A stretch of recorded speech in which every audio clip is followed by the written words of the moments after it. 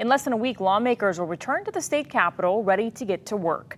And 2022 could be a year for some big changes in Hawaii. KITV4's Tom George joins us live with some of the state's top priorities and what they mean for you. Tom. Well, Mika, one group of lawmakers says the pandemic has made it even more important to push for everything from a minimum wage hike to tax credits, bills they say are crucial for getting struggling families back on track.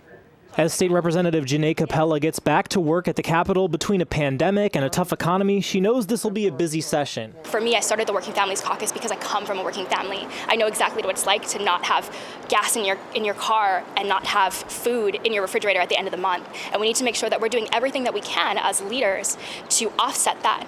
This year, the Working Families Caucus pushing for some big changes. Among the biggest, raising the state's minimum wage for the first time in 4 years, hiking it up to $18 an hour by 2026. Also on the agenda, paid family leave and sick leave, two programs that have stalled in Congress as part of President Biden's Build Back Better program. We have to make up for some of these things at the state level since apparently they can't get it done in Washington. But can they get it done in Honolulu? Political analyst Neil Milner says, especially on the more costly items, there could be some pushback and lawmakers may have to compromise. That a lot of the small business people come out and say, we can't afford it.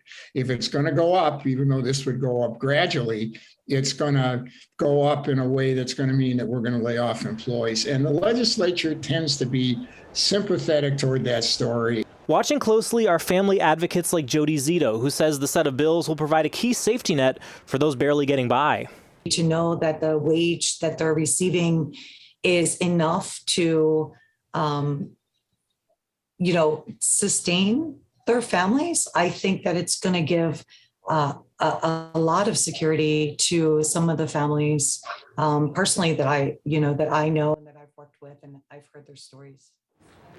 Now, also on the agenda is a bill that would exempt unemployment payments from being part of your state income tax, also raising taxes on capital gains in order to fund the earned income tax credit for working families. And again, session starting next Wednesday. Reporting live, Tom George, KITV4 Island News.